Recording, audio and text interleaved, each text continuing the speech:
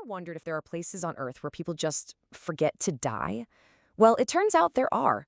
A handful of spots scattered across the globe where living to be 100 isn't some crazy miracle. It's actually pretty common.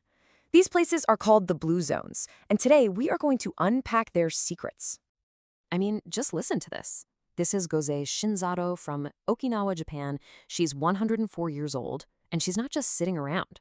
She has tea with her moai, which is basically a lifelong group of best friends, a couple of times a week. That's the whole point, right? It's not just about adding years to your life, but adding life to your years. So where are these incredible places? Well, researchers have zeroed in on 5 of them. We're talking about the mountains of Sardinia in Italy, the islands of Okinawa in Japan, the Nicoya Peninsula in Costa Rica, the island of Ikaria in Greece, and, get this, a community of Seventh-day Adventists right in Loma Linda, California. So that brings up the million-dollar question. What is going on here? Did these people all just win the genetic lottery? Are they born with some kind of super gene that lets them live forever? Or is it something else? Well, you might want to sit down for this. It turns out science tells us that our genes only account for about 20 to 25% of how long we live. That means a whopping 75 to 80% comes down to our lifestyle and our environment. Now, that is an incredibly hopeful idea because it means our longevity is largely in our own hands. So after digging into all 5 of these zones, researchers found that it all boiled down to 9 specific lifestyle habits that they all shared. They call them the Power 9, and they're basically the roadmap to a long and healthy life. So let's get into them. All right, first up, let's talk about food.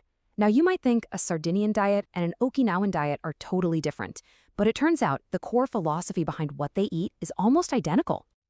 Okay, so here are the big 3 rules. First, their diets have a serious plant slant. Like 95% of what they eat comes from plants. Meat isn't the star of the show. It's more like a special guest that shows up a few times a month. Second, they have this amazing 2,500-year-old mantra from Okinawa, Hara Hachibu. It just means stop eating when you're 80% full. So simple, right? And yes, for most of them, a little wine is part of the daily routine, but here's the key. It's always in moderation and almost always with friends or food.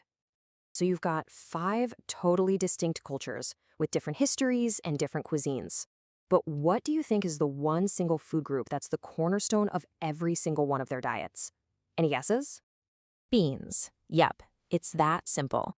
Legumes. We're talking all kinds of beans, lentils, peas, chickpeas. They are the foundation. They're just this perfect food packed with fiber, protein, and complex carbs that your body loves. And you see it in their everyday meals. You know, in Nicoya, you might have a corn tortilla stuffed with black beans. In Sardinia, a classic is this amazing minestrone soup just loaded with fava beans. And in Okinawa, maybe it's a simple stir-fry. It's cheap, it's simple, and it's incredibly good for you. Okay, but it's not just what they eat, right? It's about how they actually live their lives day in and day out.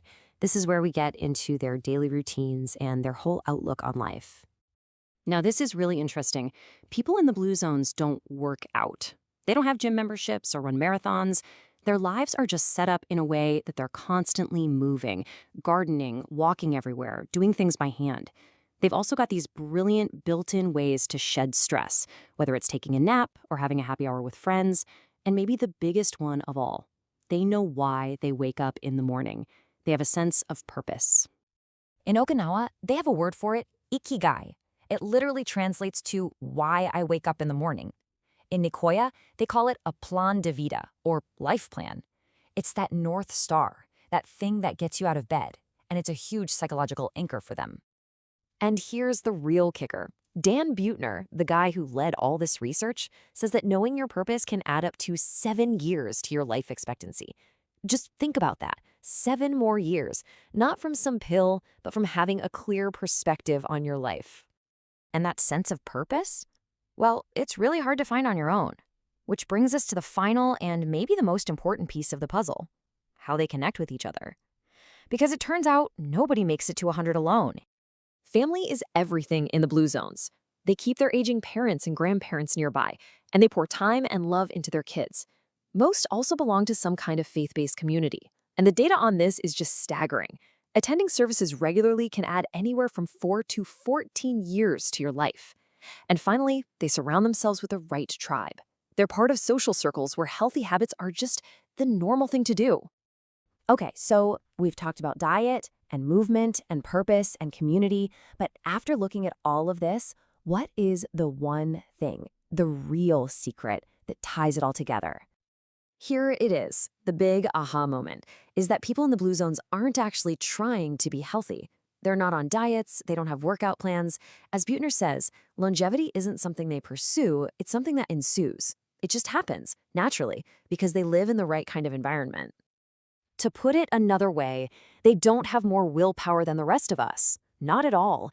They've just set up their world, or their world is set up for them, so that the healthy choice is the easy choice. It's the default, it's almost unavoidable. And that leads us to the best part of this whole story. It means you don't have to move to a Greek island to see these benefits.